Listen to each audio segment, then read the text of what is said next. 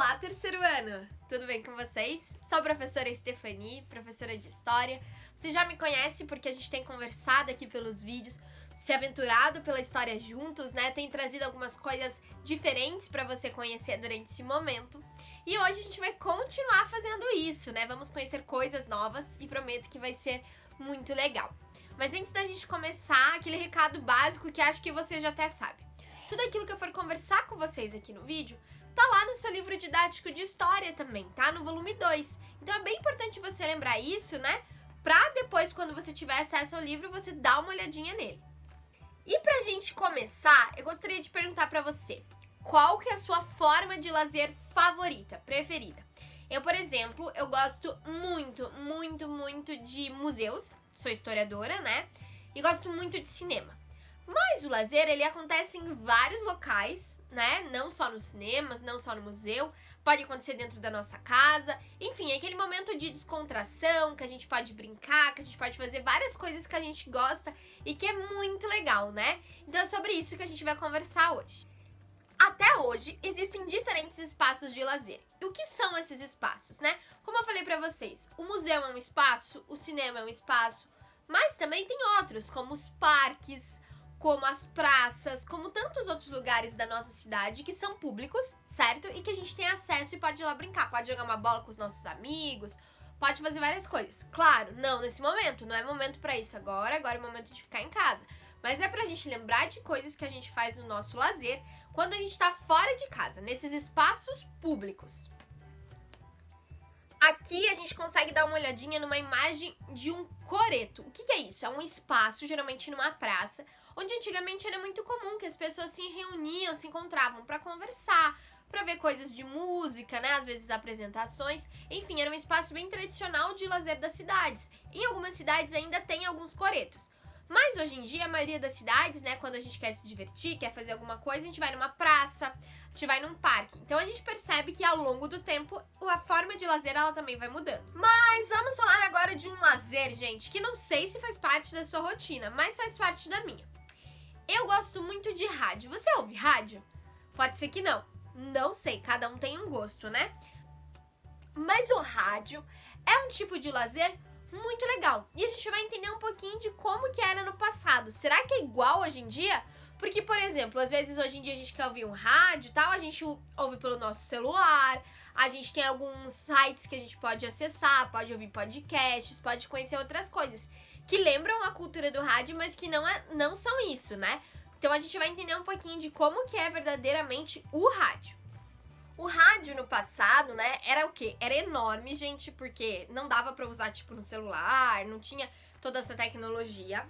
E ele era utilizado para as pessoas saberem as notícias da cidade, as notícias do país, e também para se divertir, porque existiam as radionovelas, ou seja, as pessoas, né, existiam pessoas que iam lá no rádio contar histórias, e elas faziam os barulhos e apresentavam as músicas. Só que não era igual hoje quando a gente vai ver, sei lá, uma novela na TV. Não, porque tinha tudo que ser ao vivo. Não dava pra cortar, não tinha edição, não tinha gravação, como, por exemplo, eu tô fazendo aqui com vocês.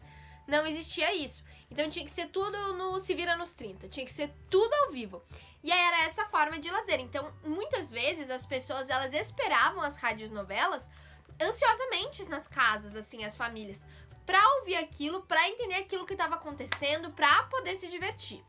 Aqui a gente tá vendo a Emilinha Borba. Ela foi considerada uma das rainhas do rádio do Brasil, porque ela cantava, ela participava desses programas, então ela tava praticamente, né, fazia parte da rotina de muitos brasileiros. Bom, falamos do rádio e agora a gente vai falar de outra coisa que eu gosto bastante, que já falei pra vocês. Vamos falar sobre o cinema. Você sabia que o cinema nem sempre foi da forma que ele é? Pois é, pessoal. Antigamente o cinema, na verdade, ele começa a partir de um stop motion. Sabe quando a gente pega um caderno nosso e aí tem uns desenhos aqui na ponta e a gente vai fazendo assim e vai passando rápido? Pois é, o cinema começa dessa forma.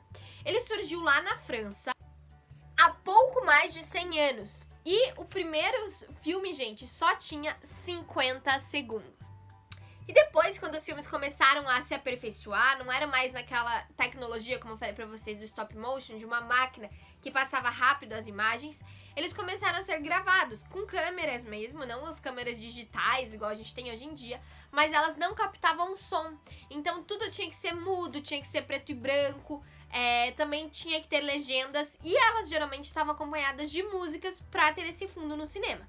Então aqui a gente pode dar uma olhadinha no Charlie Chaplin, que é um grande nome desse cinema mudo, desses primeiros filmes. E aqui a gente pode ver de um dos filmes bem famosos dele, que é o Tempos Modernos. Até parece, né, que ele tá ali numa engrenagem. Na verdade, essa é a crítica do filme, é uma crítica às fábricas, tal, é bem legal. Mas a gente pode perceber essa imagem aqui. E como que é hoje em dia, né? Hoje em dia a gente tem filme na nossa casa, se a gente quiser assistir pelos canais da internet, a gente tem televisão na nossa casa de uma forma que dá pra acessar filmes e dá às vezes pra acessar a internet. A gente tem os cinemas 3D, 4D, 5D, 6D, gente, nem sei mais quantos Ds tem, mas assim, ó, é muito D. E que trazem uma nova realidade, assim, que a gente parece que tá dentro do filme. Então isso vai mudando com a história também. As tecnologias, o jeito que exibem os filmes. Mas agora que a gente também já falou sobre isso, entender um pouquinho sobre o rádio, sobre o cinema, sobre os espaços públicos, eu vou contar pra vocês a história do teatro. Você já foi no teatro? Ou você já fez um teatro aí na sua escola? Ou você gosta de teatro? Eu, por exemplo, eu gosto bastante. E o teatro, ele não surgiu do nada, pessoal. Ele surge há muito, mas muito tempo atrás, lá na Grécia Antiga. E ele surge numa festa para um deus, que se chama Dionísio. Eles começaram a fazer essa festa para representar o deus e representar diferentes coisas que eles viam na sociedade, lá na Grécia Antiga. Então, os primeiros temáticas de teatro não tinham temáticas como a gente tem hoje em dia, né? De tipo, sei lá, falar de um filme que a gente gosta, ou dos desenhos que a gente gosta. Não tinha isso. Eram tragédias ou comédias. E nessas tragédias, as histórias eram tristes, eram de heróis, tal, mitologia, deuses, mas eram tristes. E as comédias eram sátiras, ou seja, eles tiravam sarro de pessoas que eram conhecidas na Grécia. E eu vou contar um segredo pra vocês. Aqui a gente tá dando uma olhadinha no Teatro de Epidauro. Esse é um dos teatros mais antigos do mundo. Ele é usado como base para a construção da maioria dos teatros que a gente tem hoje em dia, né? Tipo o Espaço. E dizem que se você jogar uma moeda ali no meio dele, lá no meio, tá vendo, gente? Porque aqui na imagem a gente pode perceber que a arquibancada dele é bem alta. Diz que até a última pessoa que tá lá na última bancada consegue escutar, porque era muito perfeita a arquitetura deles. Mas passamos por isso e agora eu vou falar de outra coisa muito legal pra vocês. O futebol. Você gosta de futebol? Eu gosto. Olha, gente, não sei jogar muito bem, não sei se você sabe jogar, mas eu gosto de assistir, né? Às vezes a gente assiste na TV, por exemplo, a cada 4 anos a gente tem a Copa do Mundo, se une com a galera, gosta de assistir, tem tantos campeonatos de futebol, não é mesmo? Mas o futebol, ele também é considerado uma forma de lazer do brasileiro, tanto que a gente é muito conhecido pelo futebol, né? E esse futebol não surge do nada também, ele também foi mudando com o tempo. O futebol começou aqui no nosso país há mais ou menos 100 anos, com o Charles Miller. Ele veio da Inglaterra, trazendo 2 bolas e trazendo também um livro de regras desse futebol.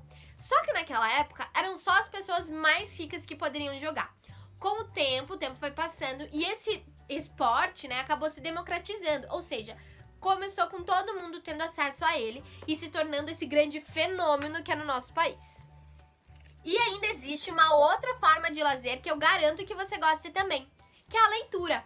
Você gosta? Porque assim, gente, se eu mostrasse aqui pra vocês, eu tenho muitos livros, né? Mas o quê? Sou historiadora, então geralmente a gente gosta de ler. Mas a leitura também é um hábito muito gostoso, porque a gente pode ler, a gente pode descobrir novos mundos, a gente pode descobrir novas histórias, e enfim, existem muitos mundos pra gente descobrir com a leitura. Então, olha, quero que você leia, hein? Vale tudo, a gente tem que ler. Mas o desafio da semana tem a ver com o lazer, mas não tem a ver com a leitura. O que eu quero que você faça é, já que a gente tá tão em casa nesse momento, né? Eu quero que você se divirta, faça alguma coisa de lazer aí na sua casa. Mas a ideia é a seguinte, vê se você topa, hein, porque eu acho que ela é muito legal. Quero que você crie o seu próprio brinquedo. Prof, como assim? Você não tem coisas recicláveis na sua casa? Garrafa PET, às vezes a gente tem a tampinha da garrafa. Não sei, gente, a gente tem de tudo. O que eu quero é dar ideia pra você criar algum brinquedo, pra você poder brincar. Mas a ideia principal são os jogos de tabuleiro, jogos de mesa. Você já jogou esses jogos?